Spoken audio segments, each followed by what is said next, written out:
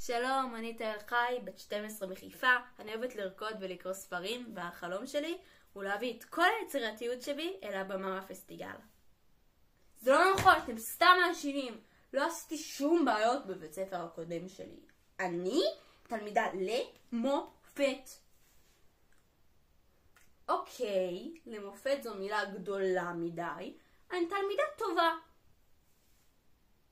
נו טוב, תלמידה סבבה. אוקיי, תלמידה גרועה. אם לצטט את המורה שלי, התלמידה הכי גרועה שהייתה לי בחיים, כולל ההוא שניסה להטעין את הטלפון במיקרו. אני רק מבקשת הזדמנות. אני מבטיחה לא לעשות יותר מדי שטויות.